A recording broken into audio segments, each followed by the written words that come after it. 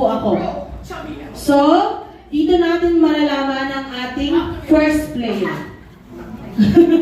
Kinabihan ko pala. Okay, simulan natin dito kay Daddy.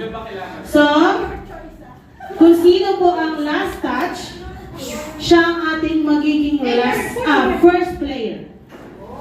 Okay? So, para lahat kayo mabuhayan.